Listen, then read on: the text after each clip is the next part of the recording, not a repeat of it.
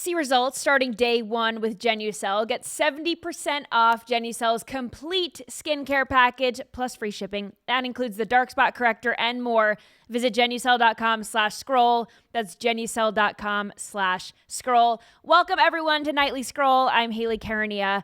Unfortunately, it has been 1 week since Charlie Kirk was assassinated, and a suspicious package was found near Turning Point's offices in Phoenix, inside what authorities are saying, plus a Charlie Kirk memorial vandalizer. Well, she effed around and she found out in a big way.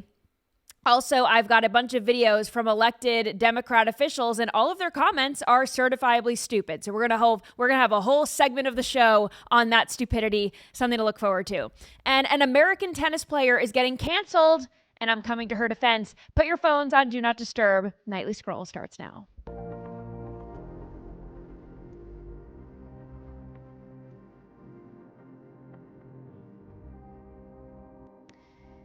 Well, earlier this morning, a bomb squad rushed to Turning Point USA's headquarters in Phoenix, Arizona, after a suspicious bag was left outside. This is according to police. And the bag was spotted outside the nonprofit. And essentially, the police are saying that the bomb or a bomb robot arrived on the scene after these reports. And a bomb squad official dressed in an EOD suit came on the scene, and the street outside the building was cleared. It was still unclear if anything was found inside the bag, but authorities say that there is not a threat associated with the incident, and they will give out more details as they become available. Thankfully, nothing happened, right? Thankfully, nobody was hurt. But this just serves as a reminder to be on alert. Pay attention to your surroundings. Protect yourself. I'm guilty of this. I walk around with my AirPods in. I'm listening to music, podcasts. Even this week, I was going grocery shopping and I thought, let me not put my AirPods in. After everything that happened this week, let me just not listen to music, not listen to anything. Let me not be distracted. And honestly, I saw a guy in the parking lot and he pulled in next to me, and something in me was just like, move your car. I don't know why. Something in me, I just got that gut feeling, and I would rather be safe than sorry. I listened to my gut feeling. I parked my car somewhere else. You never know. I just felt uncomfortable, and I'm going to be alert. So pay attention when you're out in public. Secure your home, secure your car.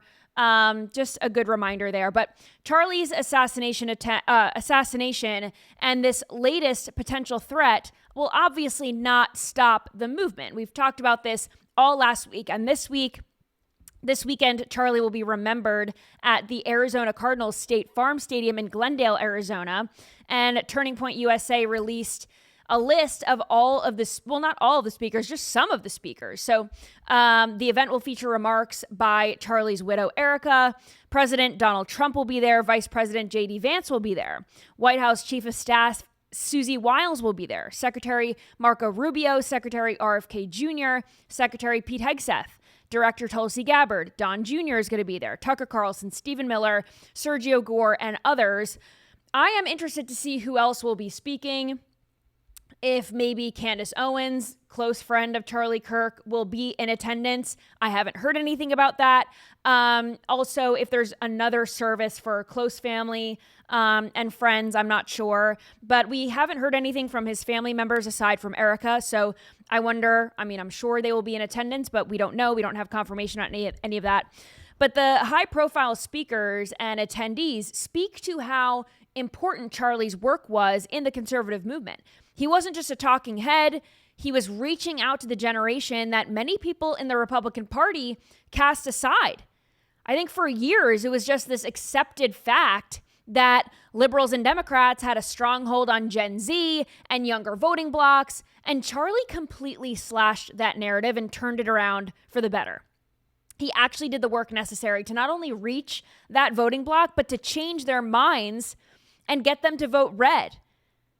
Seriously, that is why we're seeing Donald J. Trump and Vice President Vance admit we would not be here without Charlie Kirk. And just yesterday, Turning Point reported more than 30,000 new chapter requests. That number has gone up in a big way. So Turning Point just announced earlier today that now they've gotten 54,000, more than 54,000 new chapter requests. That is more applications than there are colleges and universities in the United States of America. So hopefully that means we now have every higher learning institution covered. This also comes as tributes have been pouring in at Utah Valley University, where Charlie lost his life and was assassinated. They hung a flag there in his memory, and this is in that quad circle area where the America Comeback Tour was taking place. So they have that flag there, which is very nice. Also, New Florida University has commissioned a statue. This is very cool. So they wrote this: "Today we announced that we will commission a statue of Charlie Kirk to honor his legacy and incredible work after his tragic assassination last week. The statue, privately funded by community leaders, will stand on campus as a commitment by New College to defend the fight for free speech and civil discourse in American life. The location for the statue will be announced in the coming months." But this is very cool.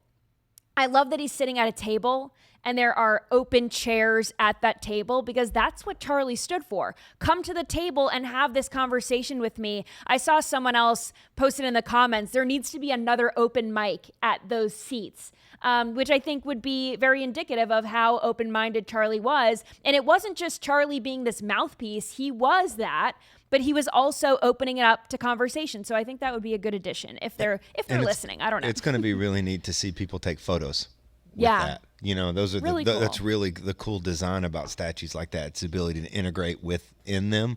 So, you know, he'll never go away. There'll be people tagging him forever. Totally. And this is, I know we keep saying it, but it's a turning point. And I hope that at this inflection point right now, other colleges do the same, because free speech should be celebrated on college campuses. People go to college to find themselves, to learn, to figure out what they're going to do with the rest of their lives. And how can you figure out what you believe in if you're never challenged, right? It shouldn't be about indoctrination. It should be about what you learn and how you present yourself to society, how you carry yourself in public, in a professional setting, and how you grow up to be an adult. And I think Charlie set a really good example for that. So I hope more colleges do that. And all the vigils across the country have just been absolutely wonderful and peaceful, by the way.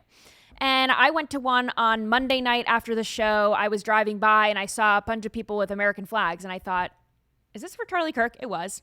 So I stopped by, and I'm so glad that I did, because it was just very moving. It was a lot of worship music and people talking about what Charlie did for them, not really personally, but just how he impacted them through his work. And it was really nice to see just how big of an impact Charlie had just around us right here. And all of these vigils have been happening all over the country. So very cool. But as we know, it hasn't been all positive responses since Charlie's death. And this woman, she is in the FO portion of FA and FO. So as we can see here, she was seen vandalizing a Kirk memorial.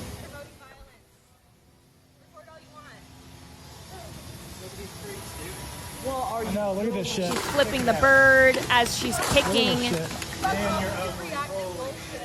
the candles, screaming F Charlie Kirk. What he did to her, not sure, other than maybe challenge her beliefs. But this is a 20-year-old Carrie Rollo. She is a student at Arkansas Tech University. She was identified as the suspect of the vandalism. That was a Charlie Kirk memorial outside of Benton County Courthouse in Arkansas.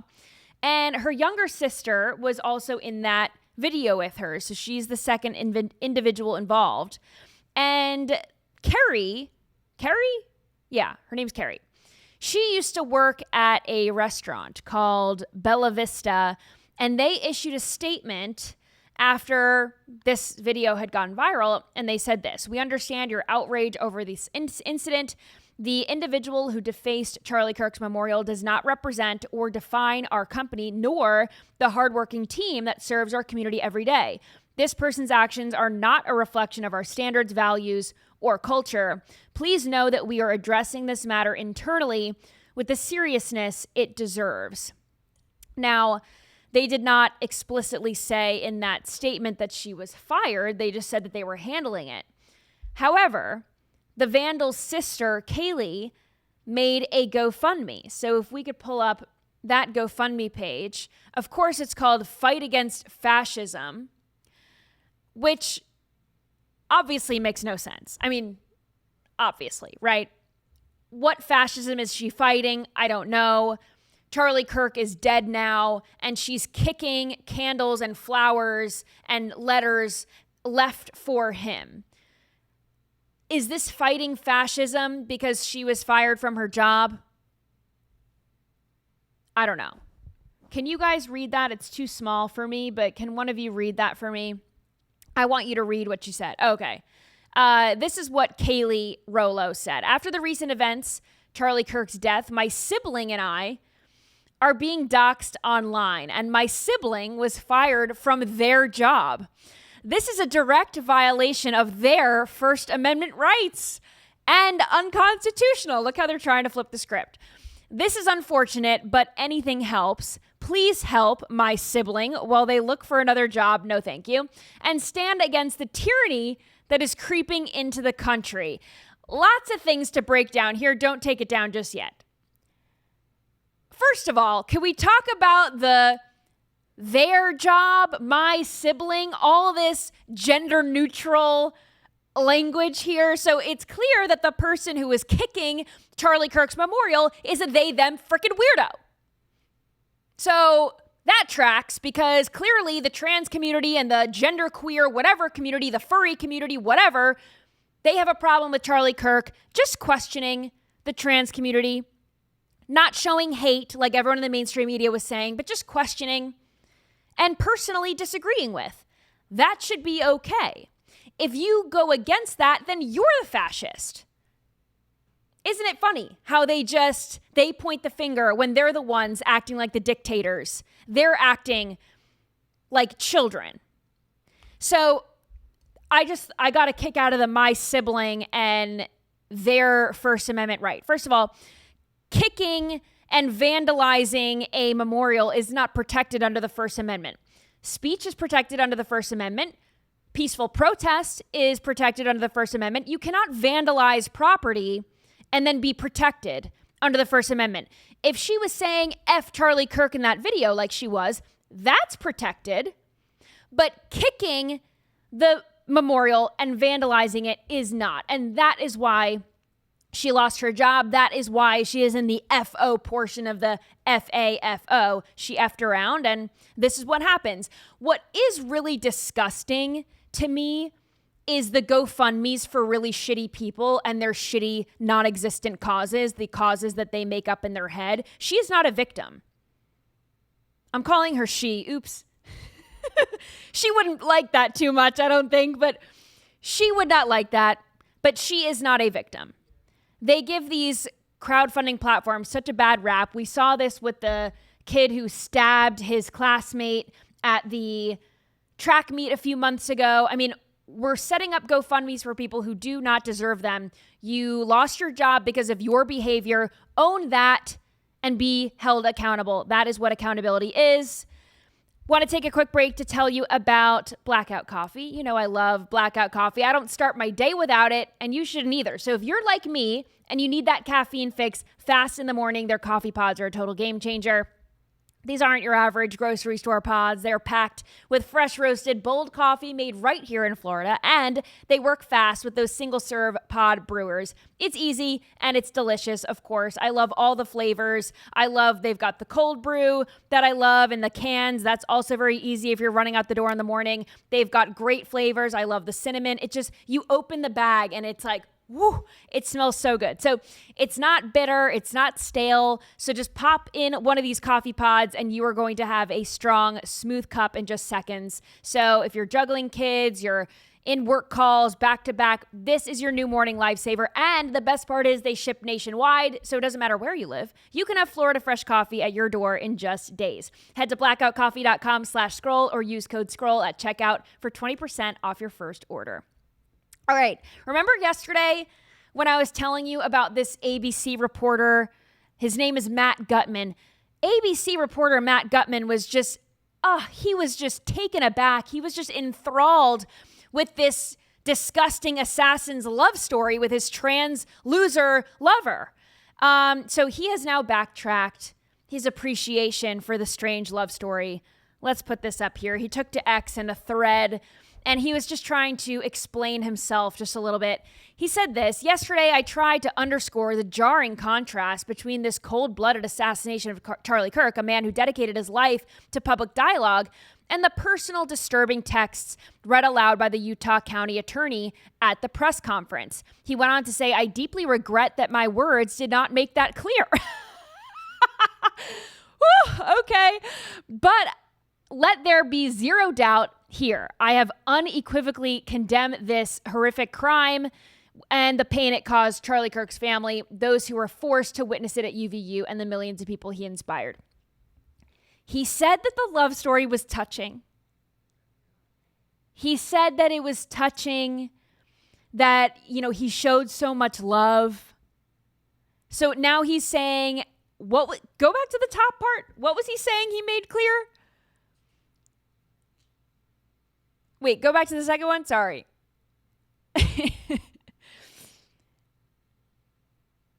Yeah, I guess he was trying to make clear that he didn't agree with what the killer did, but I don't know how he did that by saying that he appreciated their love story and thought it was so sweet. That's really not how you call out a cold-blooded assassin.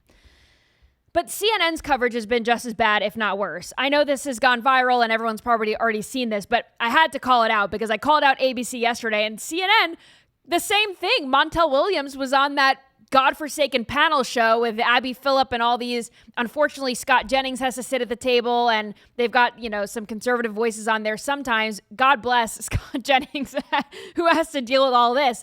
But Montel Williams was on the panel last night. He was also obsessed with the killer's love story. Watch this. There are people who are trying to pigeonhole this as a leftist thing and a right thing. And what we're really talking about, hear me because I'm going to throw you when I say this. We're talking about a love-torn child, a kid. This is probably his first real relationship, and somebody was disparaging the person that he loved. He sat on that building for 30 minutes before he took the shot. Why did he wait until the first word trans came up? Then he took the shot. You think he heard it? He could hear it? I think he could hear it. I think he also, I don't believe he was motivated politically. I think this was motivated emotionally. I think this was a emotionally stunted person who literally, when I say it this way, just hear me, tried to defend his significant other, not trying to defend some ideology. He literally called him a love-torn child. He called him a kid in love. This was maybe his first love. This was a 22-year-old college student living on his own with his trans boyfriend. And also, you don't kill people because they disagree with you and you want to protect said trans boyfriend. You don't kill people to do that. Like, his life was not in danger. You do not do that. Then to claim that the killer wasn't motivated politically is a farce, and that this was just some crime of passion because he was so in love with this furry, obsessed tranny. He was not trying to defend trans ideology, but to defend this specific lover. He's giving a lot of grace to a murderer. He's giving a lot of grace to a cold-blooded assassin, which is very telling. This is how the left is trying to humanize the demonic killer now that they know that the suspect is one of theirs. I mean, they'll defend a wife-beating gangbanger in Kilmar Abrego Garcia, who was guilty of human trafficking and sent to CCOT, and then all the Democrats hopped on a damn plane and went to go visit him and take him out. Senator Van Hollen from Connecticut took him out for a margarita date. We've seen the left, they absolutely love the United Healthcare CEO murderer. They think that he's a sex symbol and he's just great. They were all celebrating yesterday because terrorism charges were dropped against him. This is the left. They will try to turn bad people and assassins into sympathetic characters. And on this same panel, conservatives have to fight for their lives against these liberal counterparts to admit that the gunman was politically motivated and that this is a trend that we're seeing. That was the argument by the Federalist Brianna Lyman. She's on our side. But when she was trying to make points on this panel, I mean, the left was just not getting it. Watch this. I think it's easy for people who are not a conservative, and I know not everybody at this table is a conservative, but Charlie Kirk was murdered because he talked about God, family, country. Those are views that people like Scott and I hold dearly. If Charlie Kirk, a private citizen, can be targeted for those views, it makes us all feel like we have a target on our back. So it's easy for people who have constant security, who are in high places and don't think they're ever going to be targeted, to speak like this. But to the average conservative like myself, this is a scary time because one of our own was taken out. And I think what people have to realize about left-wing violence is it's not some made-up fantasy. There are 3 court cases going on today for assassinations: Luigi Mangione, Ryan Ruth, and Tyler Robinson. What do all 3 have in common?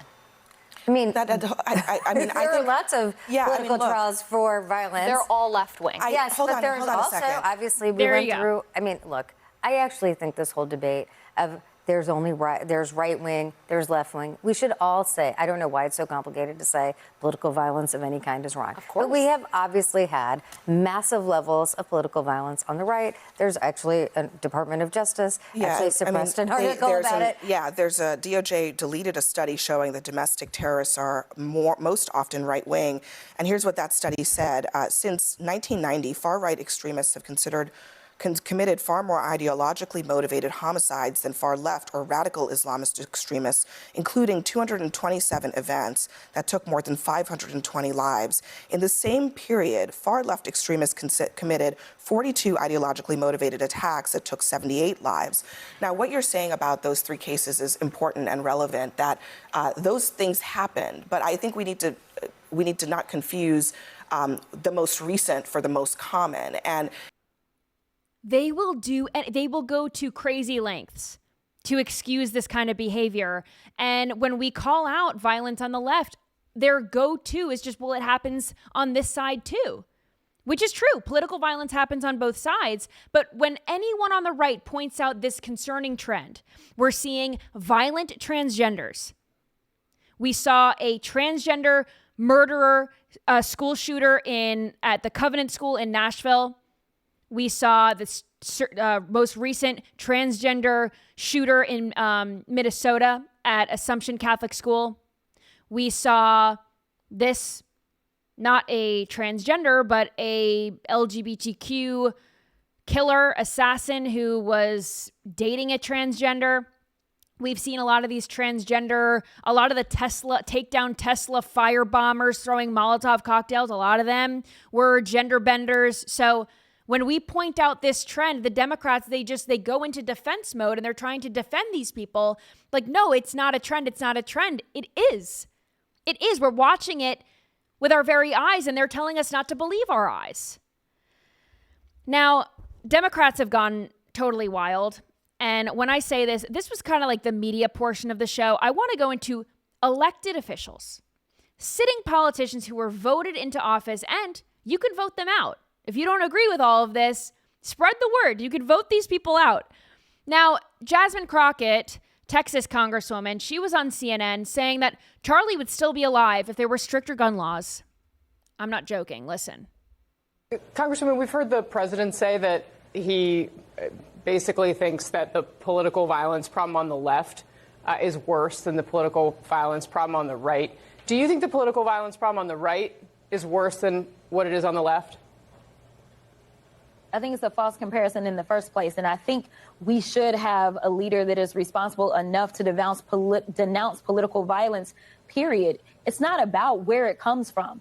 It's about the fact that it is happening. It is never okay. It is never okay if it happens on the left. It is never okay if it happens on the right. And if we had someone that knew how to be an adult in the room, he would say that. But when we look at it, please tell me who is fostering this gun culture, right? I mean, the reality is that the average person on the left probably couldn't make a shot from 200 yards because they haven't been playing with assault rifles since they were a little kid. Like, that is just the reality of how people on the left typically work. And if we believe that political violence is a problem in this country, if we believe that our children on campuses, just because they want to go out and have a day of free speech on campus, may be subjected to this kind of violence, then maybe we need to start talking about legislation that will keep these types of weapons out of certain people's hands. There are a few things from this clip that I want to break down. First of all, she said that it doesn't matter where violence comes from. I want to say it totally does, especially when it's a pattern. And we're calling out this pattern like I was just talking about. Second thing that I want to go into, she said, these kids on campus, they wanted to have a day of free speech. Just a day. Every day is supposed to be that day, Jasmine Crockett. Let me just get that out of the way. It says so in the Constitution. Then she's trying to blame gun owners and people who raise their children to know and understand and respect firearm safety. She's trying to blame them as if the reason this killer shot Charlie Kirk was because he was raised around guns. That's not true. There were a lot of other reasons why we think motivated his killing of Charlie Kirk, and none of them were because he grew up around guns. It was because he was radicalized online to hate Charlie Kirk and people like Charlie Kirk. Now, there are a lot of law-abiding American citizens across every state who are raised around firearms, and they would never commit any atrocities like the one we saw on September 10th or others. And there are no gun control laws that would have prevented Charlie Kirk's death. It is insensitive and it is stupid to say otherwise.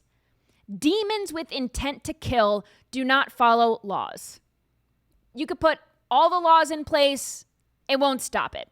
And unless you get rid of every single gun on planet Earth, which is impossible, gun violence will take place and innocent lives will be lost. That does not mean we rip up the Constitution in response.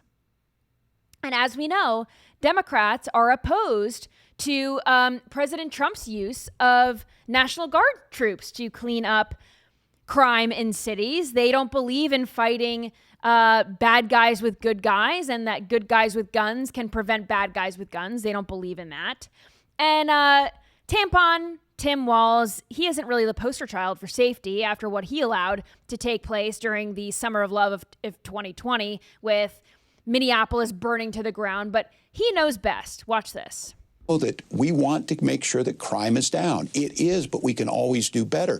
They should be partners with us. Just this week, they cut our counterterrorism funding, money that we could use to protect schools. We could use it to help fund our police, making sure we could hire more. But I'll tell you what doesn't make people feel safe? A tank next to Chipotle. It's stupid, and it's for the cameras, and you can get into the legal aspect of posse comitatus, but it's foundational. So I keep saying, Jen, where are the don't tread on me people?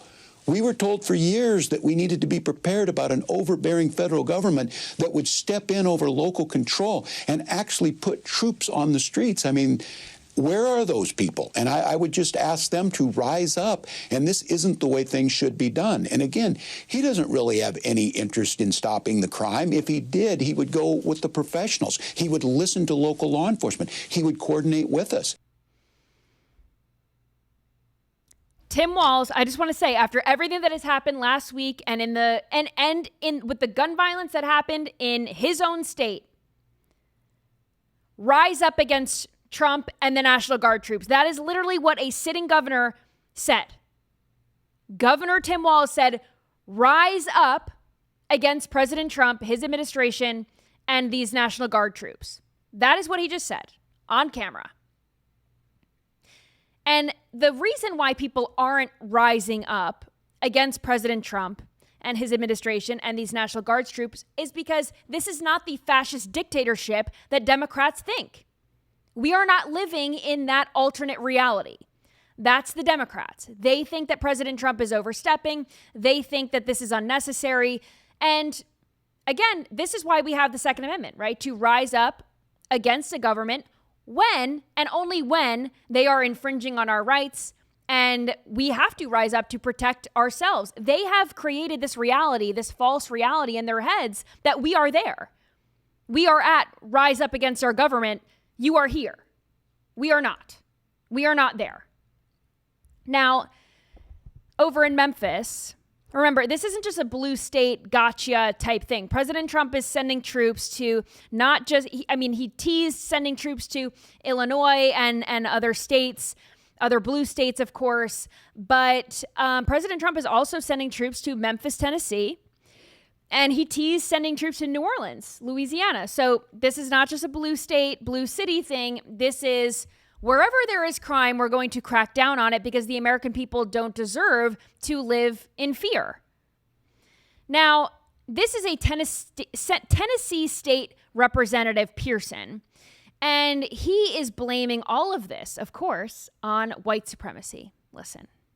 We have to deal with the systemic root causes of the problems, and Black communities should not be the place and the pawns for an authoritarian, wannabe dictator, white supremacist game. And that's what we're finding right now with Donald Trump and Bill Lee. And so our resistance has to be vocal, it has to be clear, it has to be coordinated, and it has to show people that we are serious about defending our democracy. These are not benign acts. They are all intentional in an effort to let us be lulled to sleep as our country moves from a democracy into an authoritarian dictatorship. Why do this they man think cares that? only about his power, keeping it at all costs, and running through any community and hurting all the people as he does it. In D.C., they brought the National Guard, but you know also who came? ICE.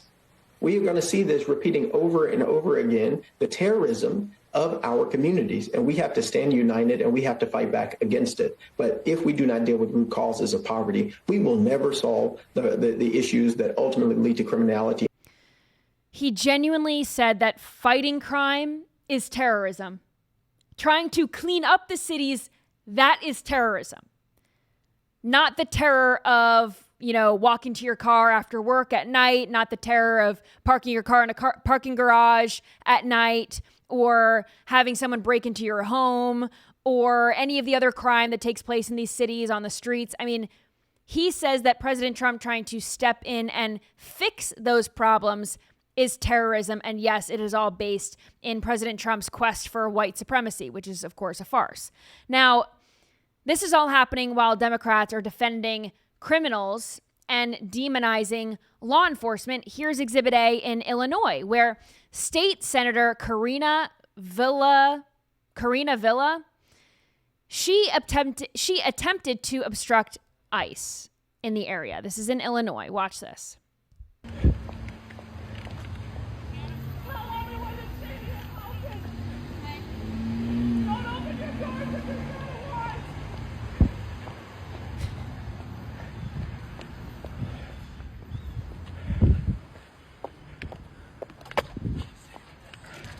Come on.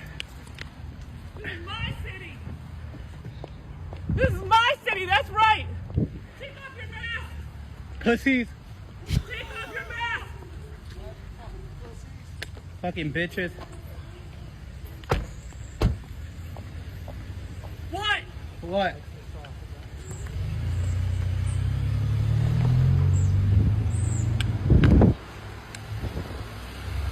Stay inside of your houses, everyone. Do not come out. Stay in your houses. Quédense en su casa. Tienen derechos todos. No salgan si no hay una orden firmada por un juez. I actually think it was hilarious that the ICE agents were she's coming closer and they're just rolling up their window. Get away from us, lady. Like, we actually don't care. We have a job to do. And she's pretending like she's Paul Revere. And she's going around all these houses in the neighborhood saying, stay inside your house. And then she's calling on the ICE agents to take their masks off. Then I don't know who she's walking with. I don't know if it's one of her staffers, but he had the bright idea to call the ICE agents the P word and effing B words and whatever else. I mean, who is that? Is that someone who works in her office who's filming her do that?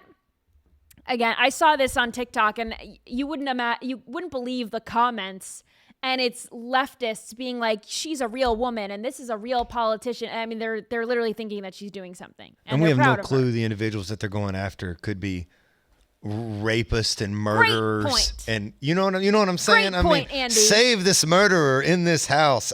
I don't understand it, you know. And then when it all settled down and she got in front of the camera, that was a lot of placating to the camera. I mean, this whole stuff just kills me. Like, they're going after bad people. Right. Period. And if they're not bad people, they did a bad thing. And crimes, whether you have the greatest intention or not, they need to be held accountable. Criminals need to be held accountable. You can, rob a bank because you want a better life for your family. That doesn't make it okay. You can come here illegally because you want a better life for your family. It doesn't make it okay. But that's not even like, even the people that they're targeting now are violent criminal people.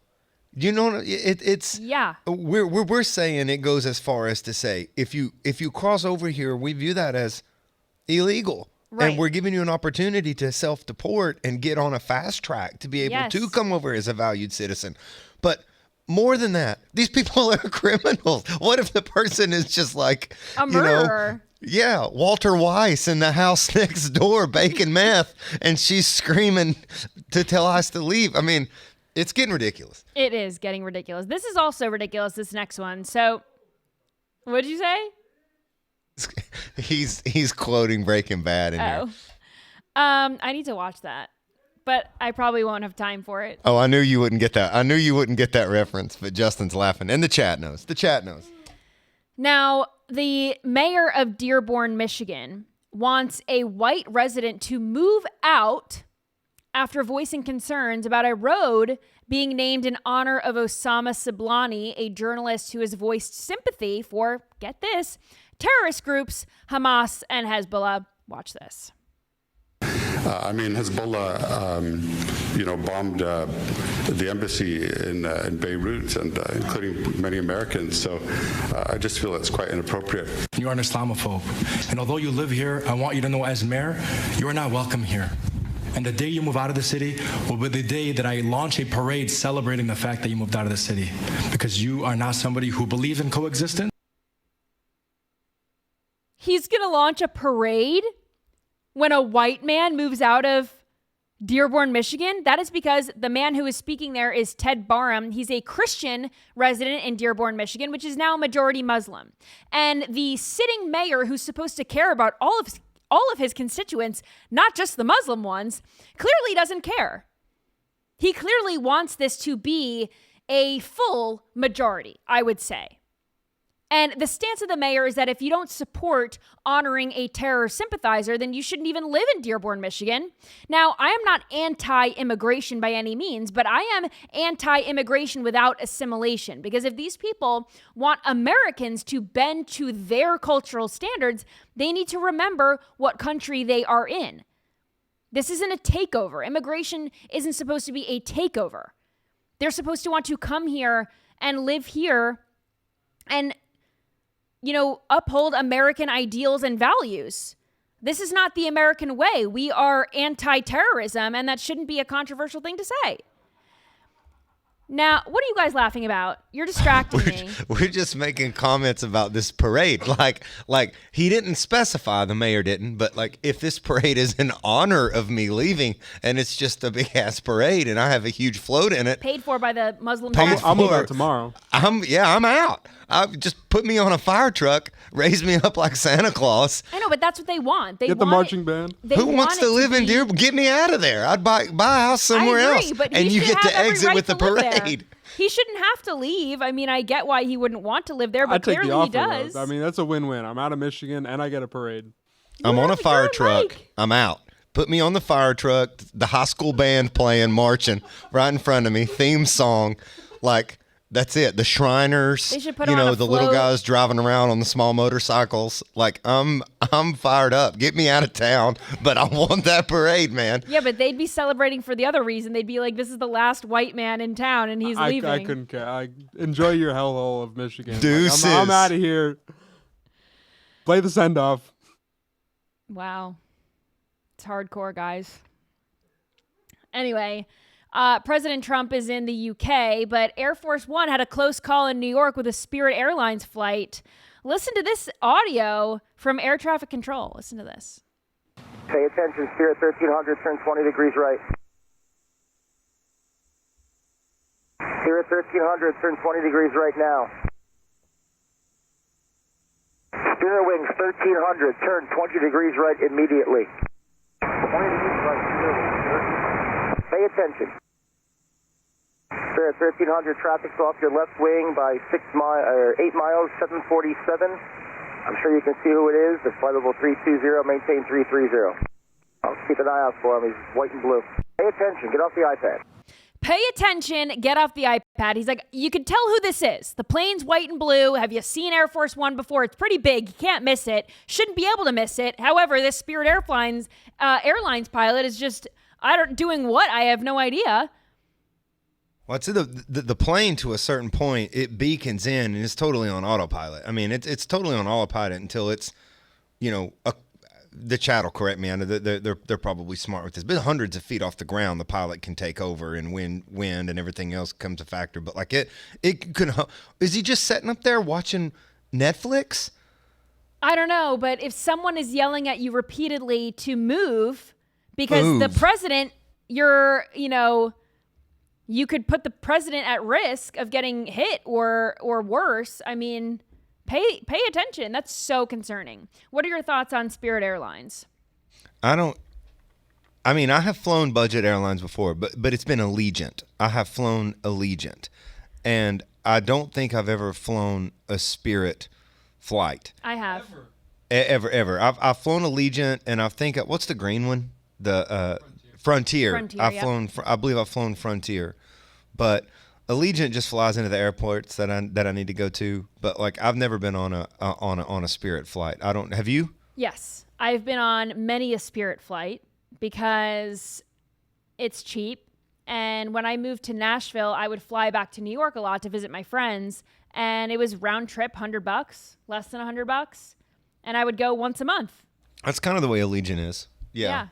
I have flown Frontier, Allegiant, Spirit. One time I flew a Spirit flight and, I didn't fly it. I was on it, but I don't think anybody was flying this particular flight we're talking about either. But it was the worst turbulence ever. I got sick after I got off. It was horrible.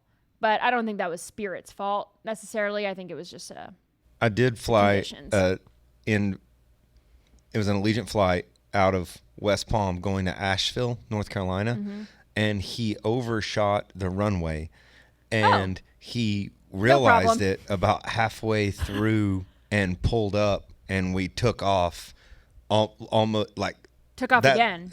Well, emergency takeoff again, and shot almost vertical back up into the sky. Great. And he said, "My bad." He literally actually was like, but it was my bad. And he flew back around and we landed, and he was fist bumping people on the way out saying, my bad, my bad, my bad. I would not be fist bumping him. I'd be like, thanks a lot for giving me a scare. Someone in the chat said Breeze Airlines is the best. I've flown Breeze as well, and I had good experience. So I don't know. Is JetBlue a budget air? It's not, is it? No, I would not put that in that category. No. Anyway, this next story is a cancel culture story. You all know how I feel about cancel culture, but this American tennis player, her name is Taylor Townsend. She was in China for a tournament. And while she was over there, she criticized Chinese food. Listen. What the hell? What the heliante? This is crazy. I've never seen one of these up close. Make sure you get that. I'm honestly just so shocked at like what I saw in the dinner buffet. And as I go back on my Instagram story and I look and I'm like, these people are literally killing frogs. Bullfrogs? Aren't those poisonous? Aren't those the ones that be giving you warts and boils and stuff? And turtles? And the fact that like it's all stewed up with like chilies and peppers and onions and like, oh, you really made this a dish. And then you got the sea cucumbers just staring there like, with the noodles. The only thing that we eating. Okay, so as you can imagine, because we live in this cancel culture hellhole, people were coming at her saying that, of course, these comments, because how dare she criticize Chinese food, were racist, xenophobic, etc., etc. So then, of course, she had to take back to Instagram. This was the Instagram story that she posted just a few hours ago. Here's her apology. Hi, everybody. I just wanted to come on here and apologize sincerely from the bottom of my heart. I understand that I am so privileged as a professional athlete to be able to travel all around the world and experience cultural differences, which is one of the things that I love so much about what I do. And I have had nothing but the most amazing experience and time here. And the tournament and everyone has been so kind and so gracious. And the things that I said were not representative of that at all. And I just truly wanted to apologize. There's no excuse, there's no words. And for me, I will be better. I'm really, really thankful to my country to be able to represent them and to be better. And that's all that I can do. So I just truly apologize. And for what? Apologize for what? Do not apologize. Do not give the cancel culture mob an inch. Because I agreed with everything she said about that food. It looked gross. And I don't want to eat bullfrogs either. And I don't want to eat sea cucumbers either. I will double down on her comments. I don't want to eat any of that. No hate, no shade to anyone who does. But Americans are not used to that kind of cuisine. It is okay to travel abroad and realize that you like American food better. It is okay to travel abroad and feel proud of where you come from and be excited to go back home because we live in the greatest country in the entire world. Do not apologize to chronically online freaks who call you names like racist, xenophobic. Maybe she's just not used to having these terms thrown at her. I could see how that's very scary. Maybe it's her first time. She's not used to the cancel culture warriors coming at her and calling her, racist with no basis. Well, Taylor, welcome to the club. Just because someone calls you racist doesn't mean you are. Keep it moving. And next time, do not apologize because cancel culture is officially canceled. Or, it could be she just don't want to eat the ass of a raw eel. And there's no problem with that. It's like, chill, people. And she don't just apologize. don't want to eat that. And don't apologize for it. If you don't want to eat, a rat's ass, you shouldn't have to. And you should be able to go on Instagram and say, hey, this is gross. You're allowed to say that. Oh, my goodness. Anyway, should we get into some scrolling time? Let's do it.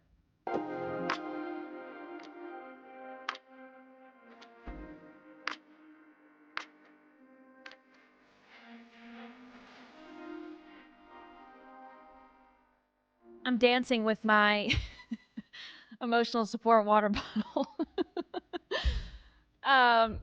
Anyway, people are kind of cracking me up in the chat. I can't repeat what they're saying, but it's funny. Anyway, since Charlie Kirk's death, people have been resurfacing videos of him. And one of the videos that keeps going viral is a girl getting up at one of these campus debate events and asking Charlie Kirk a question. It was an unconventional question, but she asked him what his Starbucks order was because he always has a Starbucks cup. And Charlie responded that he always gets, I think he said he has like 9 of these a day or some crazy number, but it was a Majesty mint tea with 2 honeys from Starbucks. That was his order because he usually loses his voice from talking so much, which I totally understand. And people were going to Starbucks in Charlie's honor, ordering his order and ordering it with his name on the cup. But some Starbucks barista, likely a leftist, wrote loser on one of the cups of these people that was trying to pay tribute to Charlie. Let's watch. Now it says this girl, Corinna, posted that she tried to order it, and someone at Starbucks, they have been in recent years, not even years, it's been very recent that they're writing messages on cups.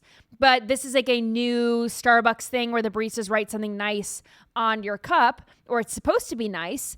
And this time they wrote loser with a smiley face, likely because it's been going viral that this order is tied to Charlie Kirk. So that's disgusting. But not all of the baristas are bad. Let's play this next one. Do we have number 20? This Starbucks barista, she said that she was all for people. It says, as a Starbucks barista, I'm just waiting for someone to come in and order a Mint Majesty with 2 honeys. So there are some good ones out there. They're not all they, them weirdos who hate Charlie Kirk. And there were reports that Starbucks was blocking orders with Charlie's name, but Starbucks came out with a statement saying that that is not the case. I think the real roadblock here with some of these genderqueer baristas is because they had a personal vendetta against Charlie Kirk, not because they had any understanding of his beliefs or why he felt the way that he felt, but because they were lied to about Charlie and his standpoint on the LGBTQ community and other issues. And they were lied to by the mainstream media, and they believed it, hook, line, and sinker. Therefore, they hated Charlie, and they hate the overwhelming support for him. But not everyone who works in the retail space is woke. This retail worker was asked if she supports trans. I don't know why, but here was her response. Watch. Excuse me, do you support trans rights? No comment. No comment's a good answer. Where are we in this world where you just go up to someone and shove your phone in their face and ask them political questions? Like, we've gotten to a weird place. Why does he ask this random woman? It's been that way for years. Too long, though. It's just odd. Like, why are you asking this retail worker if she supports trans people? Is it because the person behind the camera was trans? Also, why does that matter? It looks like she's selling some kind of like a hand cream. Who gives a rip what this woman thinks about anything? She's selling you hand cream. Like, why is knowing your political affiliation this prerequisite now where you have to know these things about everyone around you? And why does that guy's 10 followers need to hear what hand cream lady thinks because anyway? If she, they're probably going to try to cancel her or something. This is the way that the world works now. But I liked her answer. No comment. A nice little chuckle and a no comment. Leave it at that. Now, I have said this. I want to do a full episode on parents and how they should deal with these conversations and how they can raise the next generation to not be psycho freaks of nature who get into violent video games and online chat rooms and furries and trans, and they fall down these rabbit holes. How do we fix this, right? Even if kids are raised conservative, Christian, with what we would consider the right values, they still can get indoctrinated in school or, teacher, whatever. Like, this stuff happens. So how do we combat it? I want to do an episode on that. But I found this video on TikTok, and I think this is how parents should deal with this trans issue should it come up with their kids. Watch. I'm a boy. You're not a boy. Don't ever say that again. You're a girl. You understand me? Yeah. Jesus made you a girl, so you are a girl. It's what you're meant to be and what you'll only ever be. You understand me? Dad, it's a boy. That's correct. I am saying sorry. Thank you. Ah. Hey, you love the body that Jesus gave you, and the body he gave you is that of a girl. Amen. Amen to that. Just shut it down. That's how you should deal with it. When your daughter looks at you and says, I'm a boy, you say, no, you're not. Problem solved. Problem solved. Andy, you're a dad. Did you ever think that these conversations would be a thing? I mean, I feel like parents who are raising kids now are in a whole new world. Yeah, I don't really feel like it was all that. I mean, I'm 42, so thinking that I was, 8. I mean, the first Facebook came out when I was even like a junior or something in college, and you had to be in college. You have like a college email address to even get on Facebook. Right. And so from that point until now, it is a completely different world. I mean, 1865 to 1900 looked the same, compared to what these last 20 years have done. I mean, it's just insane how much technology has gotten. We a cell phone in our hands, it's not good. It's not good, and it causes kids to need to grow up faster, and parents they battle with the idea of giving a 5-year-old a cell phone. I would have never. Kids that young should not have cell phones. But I wonder why this girl in the video looked very young, probably like 4 or 5, 6. Oh, yeah, that's what I was asking Justin. Is this like home security footage? Yeah, I mean, like are they kind of putting something? it up there because like it's a working mom and they have a babysitter or something? That's interesting. Maybe, but like no, she looked 4. Yeah, young. So then it makes you wonder, why does this 4-year-old, let's say, even know to say that? Why would you even say that I'm a boy to your mom when you know that that's not true? Maybe she was just testing the waters, but with everything going on, with just this indoctrination that's going on, it makes you wonder, like, who said that to her? Where did she learn it? Was it on a TV show? Was it someone at her preschool saying that, you could be whatever you want. You could pick your biological sex or whatever. I don't know that parents are going to have the opportunity to wait to have conversations, like reassuring conversations like this. You mentioned earlier, in earlier episodes about talking to children early about this, like this mom is doing. Yeah. I mean, you take the shooter that we're just learning a little bit about. He seemed to be from a super normal, respectable family. And he's a genius. He was a 34 to 36 ACT scorer. I mean, and then the minute that he gets by himself, he's impressionable.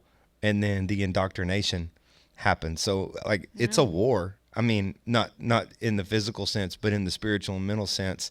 Like, you have to talk about this stuff way early than I ever thought. Yeah. You would have to talk about this. Yeah. And someone in the chat just said AI tells kids to commit suicide. I mean, this is where we're going. I mean, if you are a parent in 2025 and beyond, you have to protect your child from everything, things that you never even thought that you would have to protect them from.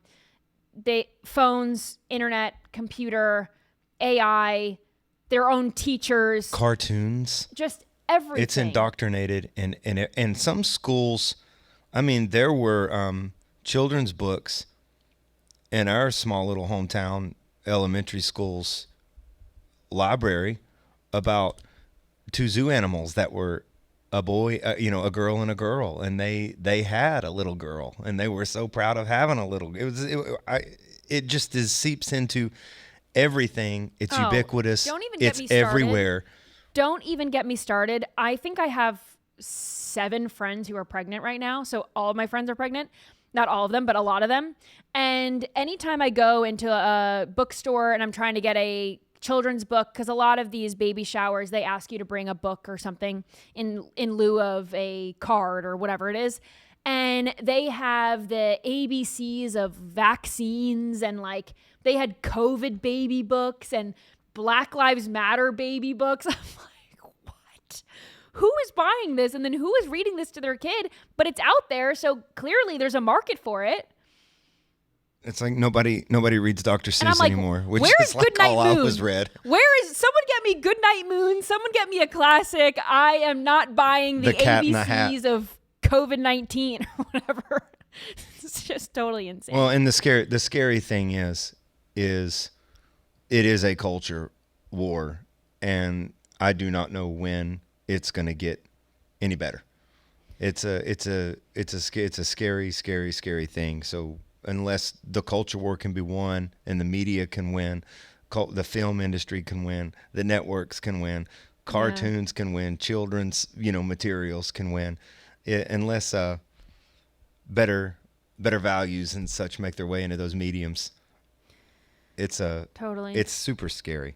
Well, this mom has a great way of protecting her baby. Watch this. It says, I get scared strolling my baby around in public. She lifts up her shirt. She's strapped, and she says, then I remember I'm a GD American. Gosh darn American. Can we get an eagle screech for that one? That's the mom I aspire to be, but Justin and I have to go to the shooting range. That's our plan. Justin and I are going to get our concealed carries. I'm going to get strapped, everyone. Don't mess with me. I'm going to be strapped soon. Thank you for scrolling along with me. I had a lot of fun. This was a fun hour. It went fast today. I feel like it went fast. Thank you for joining me. If you were watching on X, Facebook, and you're here on Rumble now, wonderful. Welcome. Also, if you've been watching, tell a friend. Share it. Share the episode. Share it to your Instagram story. Tag me. I'll share it to mine as well. Spread the word about the show. I have so much fun putting it together and so much fun presenting all the news to you and all this stuff that I find online. I think it's fun. I'm glad you're enjoying it. And thank you for watching. So if you want more, you can follow me on social media at Haley Carania. I'm on TikTok. I'm on Instagram. I am on X. And I am on Truth Social. For all the stuff in between. So I will see you right back here tomorrow. Bye.